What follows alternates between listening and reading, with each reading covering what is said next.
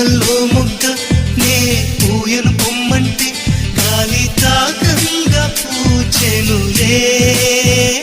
అయితే గాలి గెలిచిందననా లేక పూవే ఓడిందననా?